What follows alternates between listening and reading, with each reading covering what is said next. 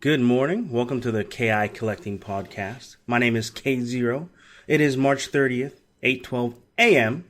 And I felt like doing a quick little podcast on my collecting experience and some of the cool stuff that I've come across or have seen and whatnot.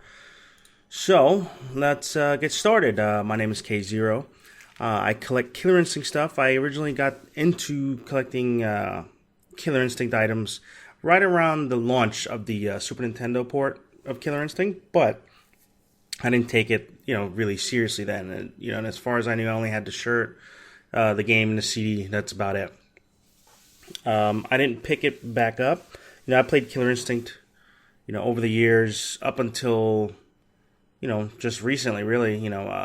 Emulated obviously in the Super Nintendo port, but I didn't take collecting Killer Instinct really serious until about 2012. That was when I, because I played it off and on over the years, and there was always like at least one time a month where I was like, oh yeah, Killer Instinct, let me play the arcade port, emulated. And so I remember hearing the news about, renewing the trademark, and there was like a lot of buzz going around at the time. So I said, you know what? Let me look up some Killer Instinct stuff on eBay, and so I went on there, and there were a couple of things, and I started, just collecting little by little. I was really, really upset. I had just missed out. In 2011, there seemed to be a mass exodus of Killer Instinct items that just were sold on eBay for insanely cheap. I mean, some of the stuff that you would see on there at that time go now for 3, 4, 5 times the price. I mean, it's insane. So I was a little bit bummed out, but I really started ramping up collecting right after the announcement, because I figured, all right, well, if Killer Instinct's going to be a thing again, people are going to start like, oh, Killer Instinct, oh, is that back? Oh, yeah, and they're going to start unloading all their stuff, to try to make a quick buck off of it. And, that turned out to be the case. There were a lot of things that went on eBay as soon as that announcement came. And, I was lucky enough to get a lot of really amazing things from eBay. About 90% of the collection that I have came from eBay. So it's been definitely a beneficial tool to help me out, with getting some of the items that are, not only hard to find, but are generally, just don't see in your thrift store, which is impossible. I live in a small town. My thrift store doesn't have anything ever related to Killer Instinct, ever. So it'd be impossible. So without eBay, I don't think I would have nowhere near. I would have anything. A lot of the cooler things that I found on eBay, obviously, would be like the leather vest, which is always amazing.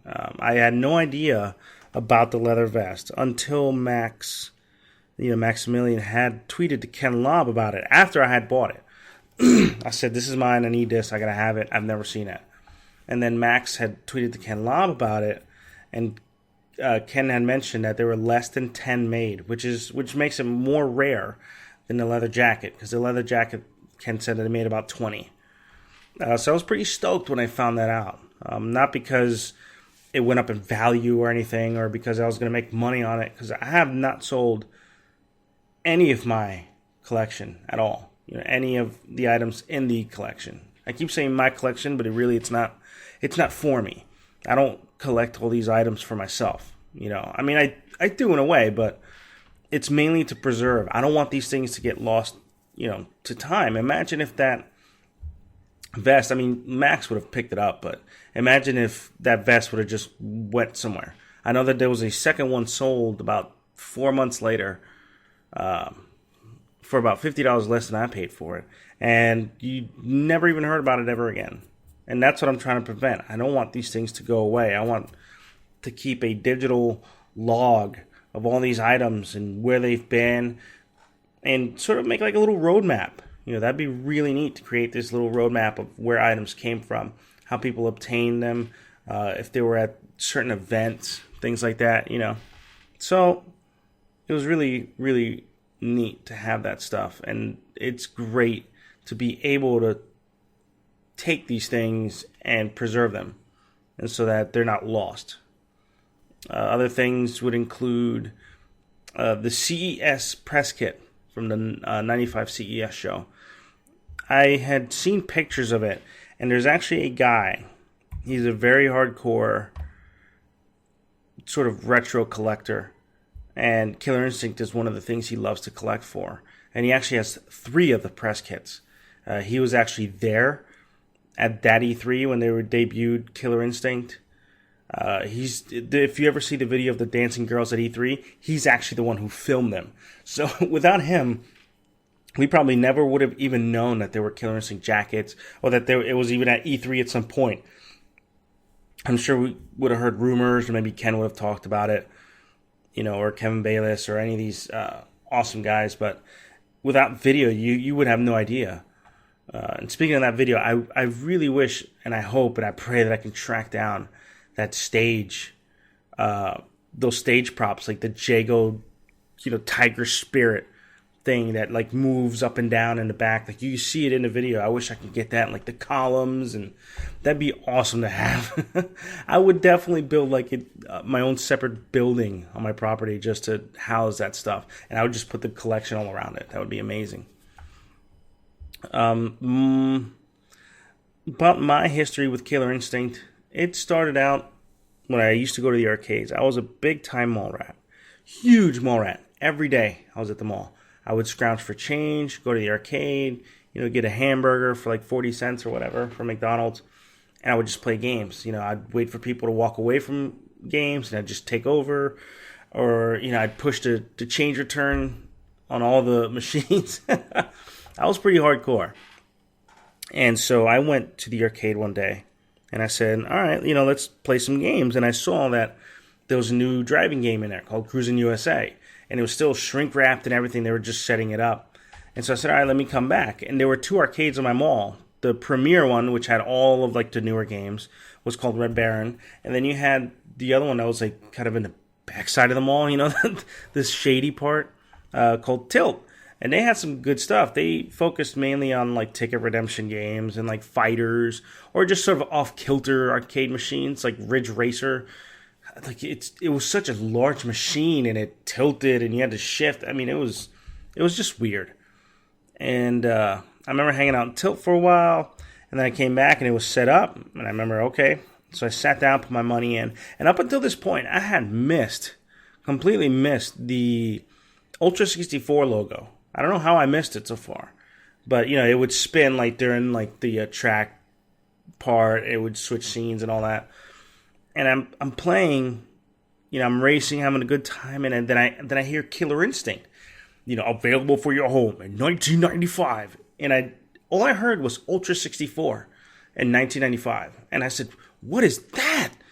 And I immediately got up off the machine, and I went over to Killer Instinct, and I'd look at like the arcade bezel, and it had like the moves and some information and stuff, and I said, wow, this is great, and it looked slick, and it was so loud.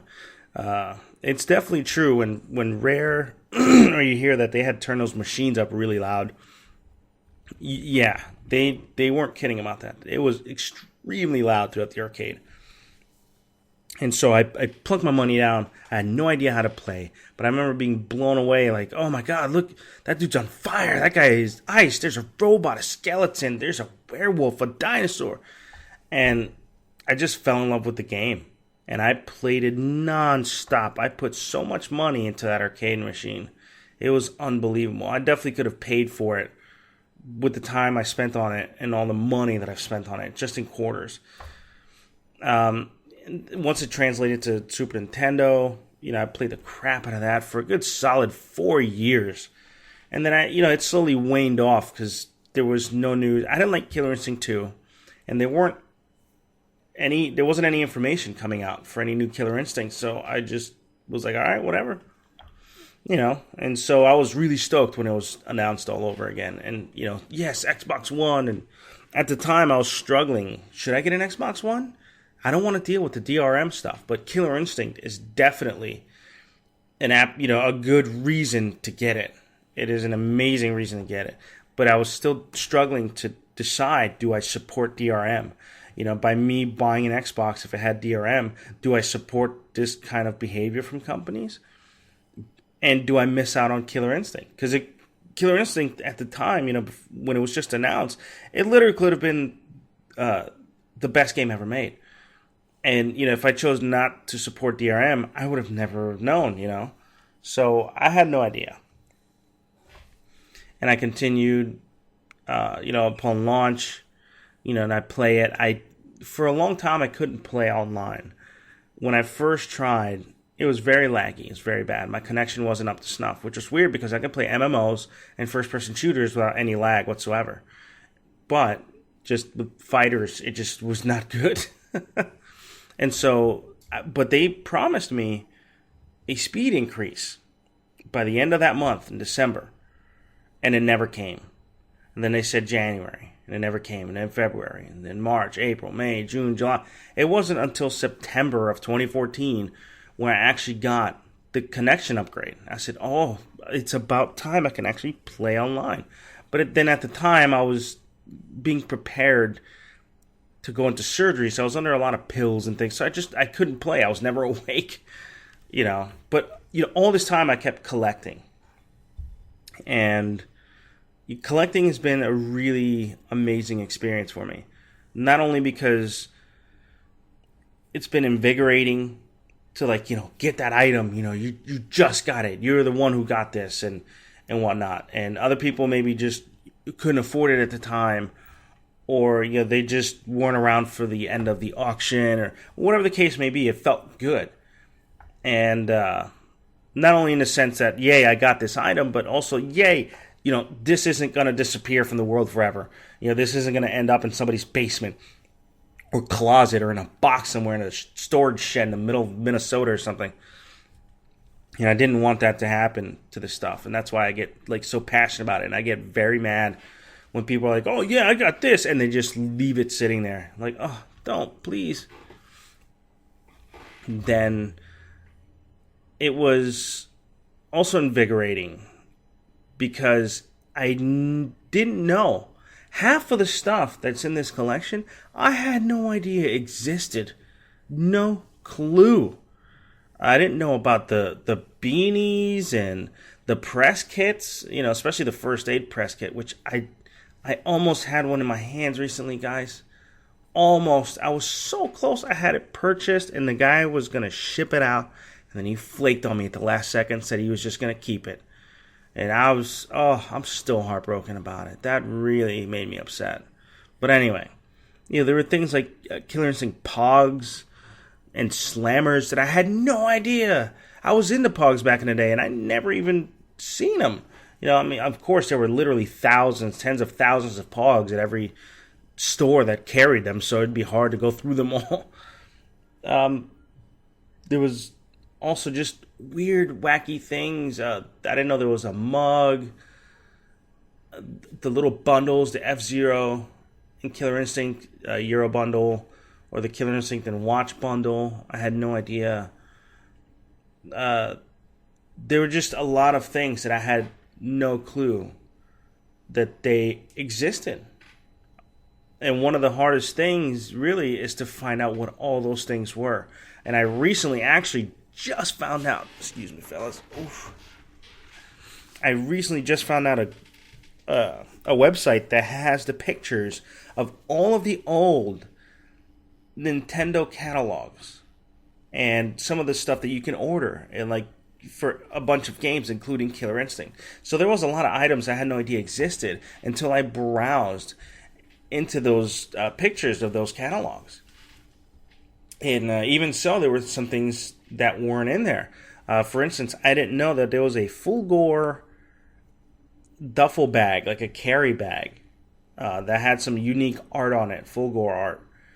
I had no idea it existed, but somebody had a picture of it that it sold on eBay, I believe it was. Or they just spotted it somewhere and took a picture. And it's like, wow, no idea. And that's one of the craziest things is you just keep finding all these amazing items that you just never thought existed. I just recently actually acquired a medallion for Killer Instinct Gold, which I had no clue. I thought the medallions only came out for the regular Killer Instinct for Super Nintendo. There's obviously like the Fulgore and a Spinal medallion and the Nintendo 64 medallion that had the KI logo on it. But I had no idea that there was a KI2 or KI Gold medallion. And I said, whoa, that's new. And then, of course, you see other people's collection, and they have some things that you probably have never seen before. And it's crazy to look at. The Full Gore mask, which is incredible. It is amazing in person, and I bought like a foam head at like Joann Fabrics, and I glued it to like this wooden circular base so that it would be stable, and then I put the mask on top of it so it can now sit like on a shelf, and it looks really, really good, and I love it. Some other things that I've gotten, actually, like sweaters that I had no idea existed. There was a sweater. I had bought something KI related off this woman on eBay. And after I had purchased it and it arrived here and everything, I said, hey, if you ever come across anything else related to Killer Instinct, let me know. And so she had looked, and she actually found a sweater, and it was one of the sweaters from the catalog, the Nintendo catalog. And I had no idea it existed. It cost me a pretty penny, but whoo-hoo, it looks good, and it's original, and I absolutely love that part of it. The one thing that makes me upset, well, two things. One are the items that I've almost have gotten, but I just didn't. The press kit, actually, that I talked about previously, it's actually eluded me twice. The first time, it was a press kit. It was up for auction. It was a guy who was selling it from Australia. And he had it up there for, I believe it was just over $1,000. It was like $1,035. And I know some of you guys are like, whoa, that's a lot of money. Wait until I get to the money aspect here in a second. I'll cover that next. But I'm telling it, and I needed it for the collection. And I sent a message to the guy, and I said, hey, listen, I need this for the collection. Here's what I do. I collect these things to preserve them, and so that they're not lost to time. And also, they will be taken care of. They'll be going to a good home. So, you can have some faith in me. And I said, listen, I can't afford $1,000 right now. It's impossible for me. And I know that's what you're asking, and you don't have to go with my way or idea at all. But if you're willing to just take a chance on me, I will give you, like $500 now. And then, over the course of the next month or two, I will pay off the rest. Just take it off, the auction, take it off eBay right now, and just hold it for me until you have all of the money. And then, just go ahead and we'll make the trade at the time. And he just never responded. He didn't respond at all. And I went in, because he also had the best offer. And I went in at $500 and he declined it. So I went in at $735, I believe it was. And he just let it run out. He didn't decline or anything. He just let it run out. And then I finally, the most I could pull together was like $935. I was $100 off from what he actually wanted for the buy it now. And I said, listen, this is all I have. I will give you the last $100. Just give me a month or so, whatever. Just let me have this. And he declined it. And then soon thereafter, it was gone off of eBay. He took it off of eBay. And I said, oh my God, what happened? So I asked him what happened. And he didn't respond for 2 weeks. And I kept sending him messages.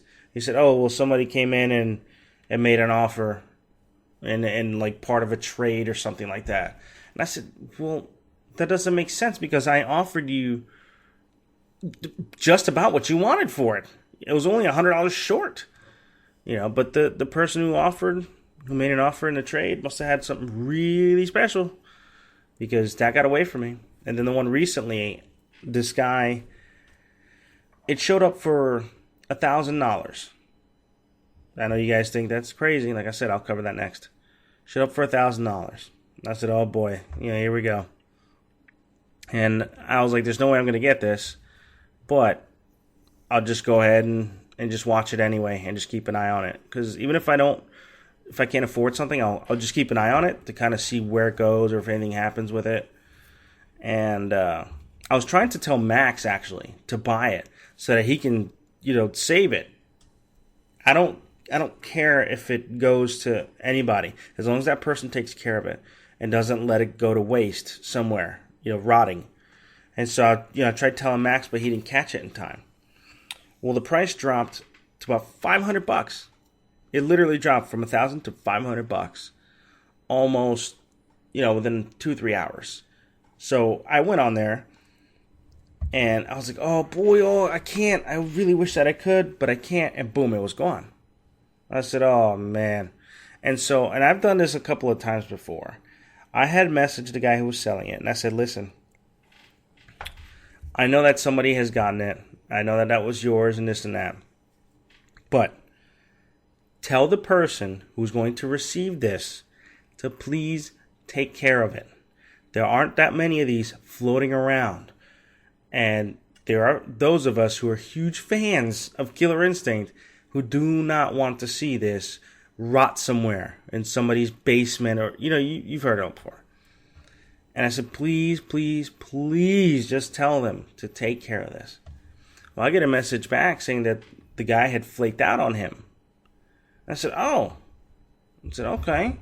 Well, you still looking to get $500 out of it? And he said, yeah, absolutely.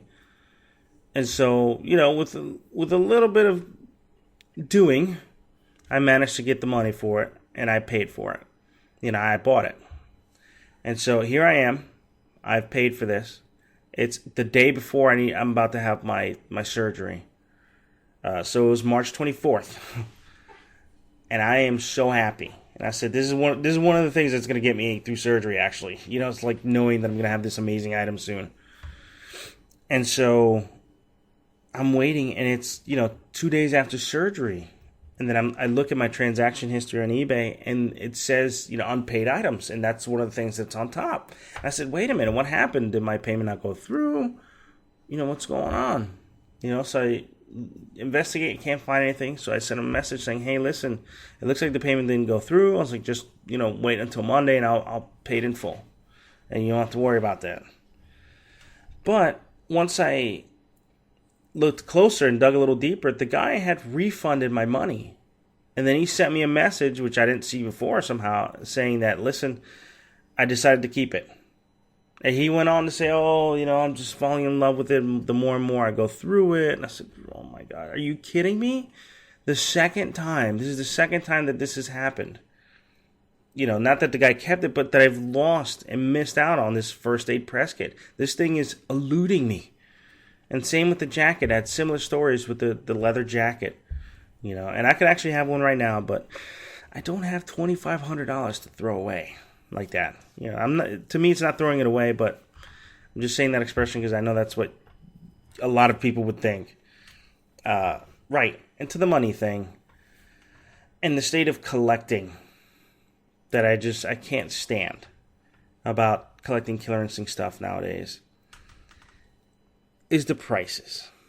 I have no idea where people get this mentality that just because Killer Instinct is a thing right now, and just because something is from the older Killer Instinct, or whatever the case may be, they believe they have platinum on their hands.